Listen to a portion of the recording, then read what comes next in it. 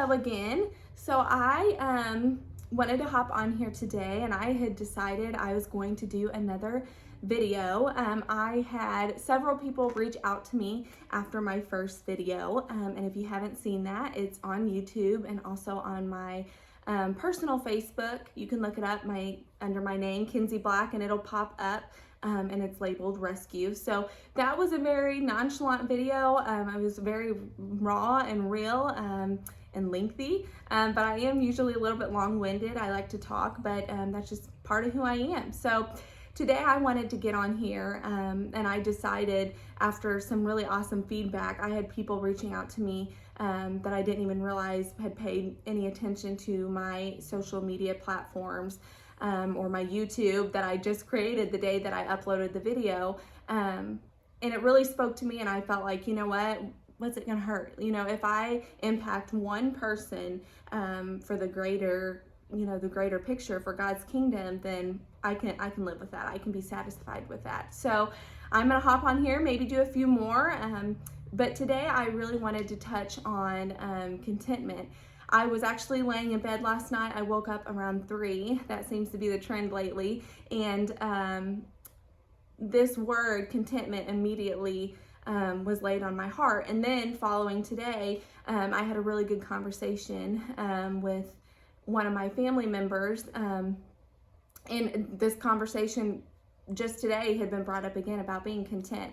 So I really felt like that was a pretty good sign that was what I should talk about today on this video. So again, I'm not a professional. I'm just trying to be raw and real because we're real people and we have real struggles, and I think that's easy to relate to. So I wanted to hop on here and, like I said, talk about contentment today. Finding satisfaction in where we're at right now without needing more, wanting more, struggling with that discontentment. So I, before I hopped on here, I had a conversation with my mom and dad. They were together and talking to me. My mom was texting me while my dad was talking to me on the phone, sending me verses and some different things. But something I kind of wanted to share to kind of start out this whole video was my dad had struggled majority of my life with his health. So at one point he had thought his cancer had came back, and he was at the hospital. It was an emergent situation, and he was getting ready to go back and have a surgery to see kind of what was going on, and if the cancer was back and so forth, or if it could be removed. And I don't know all the details, but that's kind of the gist of it. So my dad had went to the bathroom. The nurse said, "Hey, you want to go to the bathroom?" She could tell, I think my dad was kind of worrisome and so forth. And my dad went in there, and he told me, he was sharing this earlier, and I believe he shared this story with me before, but he said, I was standing in that bathroom, of course, scared, not wanting to endure that storm. Naturally, that's our response. But I sat there and I prayed to God, and I had said, he had said, "God, if this is your will, if this is your plan for me, let's do it. I'll do it. I'm willing and I'm ready to trust you." And with that being said, he went under for his surgery, and he had woke up from his surgery later on, and the nurse in the room, there was a nurse outside, my mom was in there, all very tearful and emotional, and my dad thought, "Oh, I'm not really I'm dead, and just nobody's told me yet." So he had felt in that moment, that was kind of what was going on. But in reality, he had preached the entire time while being under. And most of you know my dad, and if you don't, if you're new to me and my, my life, my family, my dad has preached off and on my entire life. So that's been a huge part of him, and of course my childhood. So he had preached the whole time, and once he was up and was talking to the doctor a little bit more, he said, "Well, what did I preach about?" And the doctor said, "The message wasn't for you, it was for me." Come to find out, his doctor was a non-believer, and it, made a radical difference in his life. So by my dad going in there, enduring all this struggle, he had touched somebody's life in a big way. And my dad was willing to put God first and to trust him in that, even though he was scared and fearful and who wants to endure that type of storm? So I have 3 points I kind of want to touch base with on this video today.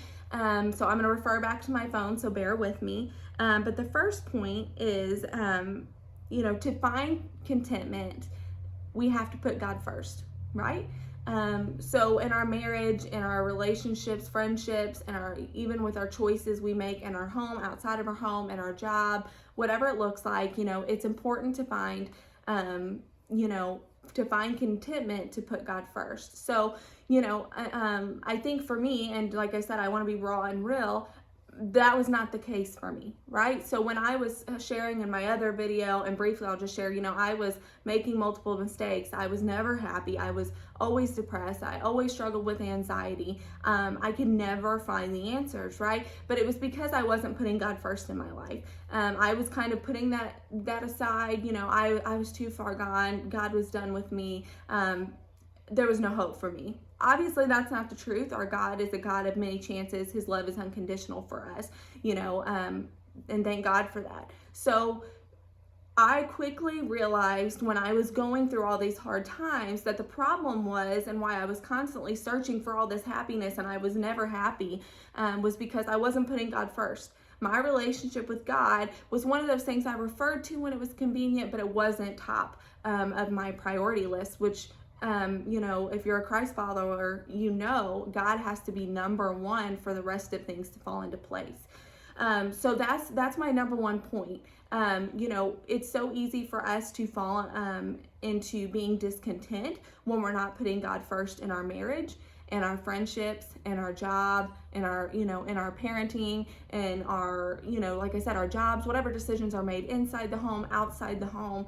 We all have flaws, and whether it's discontentment materialistic wise for you, relationship wise for you, it's all going to go back to God has to be number one. He just does. When we see God in making decisions and finding our happiness, you're never going to go wrong. You're never going to go wrong. I want to refer to a verse, and like I said, I apologize for going back to my phone. It's going to kind of keep me on track.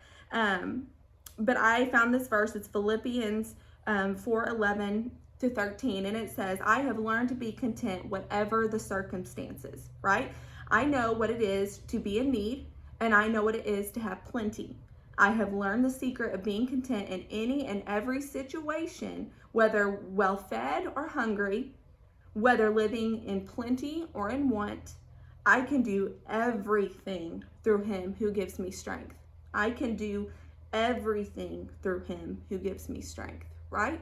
So that's why it's so important to put God first, because when we put him first, that contentment is fulfilled, right? We're no longer looking, at the neighbor's grass, right? The grass is greener on the other side. We're all of a sudden feeling that sense of contentment because we're putting God first. And I think that's so important. Like I said, I'm not sitting here, saying these things, trying to be encouraging when it comes to this. And it's something I have not endured or felt. I have 100% been there, and I struggle with it daily. And something else that I had told my dad on the phone, and he said, I really like that, and it's something that I have done since the new year. It was new for me. But I had decided when I woke up in the morning, or if I woke up at night, or if I was up with my son Briggs, that I was going to wake up and give thanks for 3 things in my life. And instead of waking up and saying, God, immediately asking for something from him. I have woke up and I immediately, when I'm starting to pray, I'm thanking him for 3 things. I start my conversations out with God with thanking him for 3 things. So that's another thing I encourage you, if you're watching and you're having a hard time too, and you share that discontentment feeling, like I said, put God first. That's number one. Everything will fall into place after that. But also, a good way to practice that is waking up with a grateful heart. And it very much changes my mood. If I'm waking up and I'm kind of irritable, I'm running on a little sleep, I may be even dreading what's coming that day, right? That's real life. Sometimes we do that. Saying those 3 things we're thankful for really kind of puts my heart in a better place, and it changes my mindset. So that's something I definitely want to encourage you to do if you're not already practicing something like that, because I really feel like it's really made a huge impact in my life. The second thing I want to talk about contentment, and I wrote this point down. It says we have to find contentment in our troubles, right? Knowing that it's all for the greater plan for His glory. So what that looks like is, how many of us, and even though I can't, see who's watching, but I'm sure you can relate when you're watching this, how many of us go through storms and troubles and we're just not wanting to go through them, right? We don't understand, why me? Why am I enduring this? Like I said in my previous video, and I'll share briefly for people who have not yet seen that, I struggled when I was trying to get back to God and build my relationship back with Him. I had kind of questioned Him. I questioned Him many a times by saying, why me, God? Why is my dad sick with these illnesses constantly? When my mom and dad have lived their whole lives for your kingdom, and I'm one of 9 kids. I have 6 adopted siblings, and there was foster children in and out of my house majority of my life. And my parents very much lived on the path that God had called them to. And so when my dad suffered with illness, which and it also then of course affected me and myself and my siblings financially and mentally and emotionally, I struggled with that, and I questioned God. Why me? Why am I being punished? I go to church. I was raised in a good home. Even as a child, I remember being angry at God. And I know there's probably people out there watching this thinking the same thing. You've maybe went through a divorce, a breakup, a friendship issue, a job, a loss of anything, a loved one of any sort. And you felt that resentment, right? We're human and we question God. Why us? Why me? Why am I having to feel this heartache? But it's in those moments that we have to trust God to know that what we're enduring, that storm we're going through, is not to drown us, right? God does not promise us a life without troubles, but He does equip us, right, with His word and His encouragement and His strength that He provides us to get through those things. And how many times I know myself, every hard thing that I have gone through in my life, every single thing has been either replaced with something better or has taught me something that has changed my life. So in all those moments that I felt very discontent, mad at God, not putting Him first, making mistakes, feeling horrible about myself, not respecting myself, not encouraging myself, depressed, full of anxiety, I'm talking every bad thing, loss of relationships, friendships, and so forth. All of that has been replaced with something better, or has taught me something that has helped other people and has made me actually grow closer to God and His plan, and and get better understanding and have better understanding for His plan for me. So we have to trust God. That's the second point. We have to trust God when we're going through these storms and enduring these troubles, that no matter what the outcome, it's going to be for the better of His kingdom and the better thing for us, even if we can't see it in that moment, right? So what we're going through is not to torture us. That's not the kind of God we serve. We know that. If you're diving into the Bible, that's not the God we serve. He is full of love, and He wants what's best for us. And so He will move mountains to do that, right? We know that. And so we have to trust Him when we're starting to feel discontent in our lives and reaching and wanting more, that all of our hurt and troubles are going to be for the greater plan, which is going to make us content, because we're going to be happier with the outcome, whatever that looks like. And the last point is a big part of contentment is sometimes just saying, I trust you. I trust you, God, with what you're going to do in my life. So this is not something that's easy, right? Because we're human and we're very much people, I think, in just the society as a whole, we want to be in control, right? We want to handle everything. We want to fix everything. My personality, I am type A, and it is hard for me to trust anything and anybody because I can handle it, I can do it, and I can fix it. But when you walk with God and you have that relationship with God, it's not all on your shoulders, which is a blessing. So us actually putting our trust into Him is going to fulfill our contentment, because we're going to know that no matter what happens, no matter what we're going through, no matter what we're feeling, and all those things that are maybe out of control, that again, it's for the greater good, right? And with the greater good is going to be contentment and happiness. We just have to trust Him. This verse my dad had brought to my attention, Hebrews 4:16. Let us draw near with boldness to the throne of grace, that we may receive mercy and we may find grace for help in time of need. Right? So when we're feeling life's out of control and we're hurt and we're struggling and we just can't feel happy with where we're at and we don't know where to turn, that's where us trusting God and drawing near to Him is important. He is full of mercy. He is full of grace. God wants what's best for us. Just sometimes that may not look like the picture we've painted in our head. And like I said, as a type A personality, I'm very much, I know what I want it now, I want to fix it. If it's hurting, say, someone in my life or in my personal life, but that's where I've had to really let go and let God. God ultimately wants what's best for us. Everything He does for us, everything He takes away, what may seem like a loss is going to turn out to be a win. We just have to trust that He is in control and He is on our side. Like I said, going through those things as a child, watching foster children in and out of my house as a kid, as a young teen, now having adopted siblings that have their own battles and struggles just like myself and I do, it's easy to want to question God. Why? Right?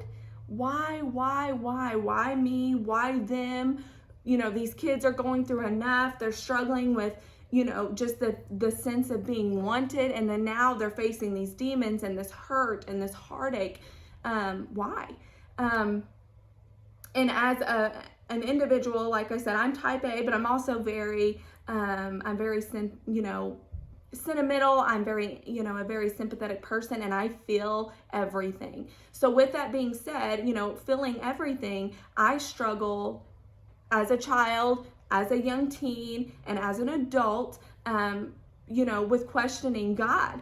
And because I didn't have that relationship with God that I should have or desperately needed in my life, I found myself discontent with everything around me, not only for myself, but for other people. And when you're in that headspace, in that place with God, where you're not trusting Him and you've not given your life to Him, we constantly fall in the cycle of discontentment because we don't know any better, right? We are ignoring the Bible and what it tells to us and the promises that God gives to us in that Bible. In the Bible, we are ignoring all those things, and we're living solely on the things that our heart's desires. And like I said, even us who maybe have, of course, we want the best for our family and want the best for ourselves. It does not matter. God's plan is always going to be bigger and greater and better for us. And there's peace in that. And now that I'm not saying I still don't struggle with this, contentment is something that I struggle with daily, and I have to pray about daily and keep myself in check. Because like I said, that we live in a society where it's everywhere. It's all around us. It's easy for us to be discontent. It's easy for us to cause issues in our marriages, our friendships, our job, even our household, even as a parent, because we're always looking for better. We're always looking for more. And the thing about this is, and for anyone that's watching this, I have been there. And the reality of it is nothing's going to be enough. Nothing. You can have the best car, the best marriage, the best friendships, the best house, the best, you name it, and none of those things are going to matter if you are not putting God first in your life.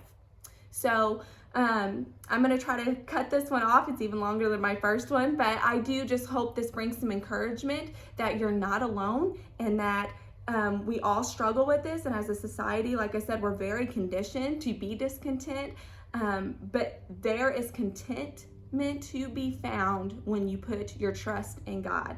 And I hope if you're watching this, it encourages you to put your trust in God and trust that no matter what you're feeling, no matter what you're going through, that God has a greater plan for your life that's full of contentment and happiness, and the best for you. God wants the best for you. It just may not look like the picture that we've painted in our head.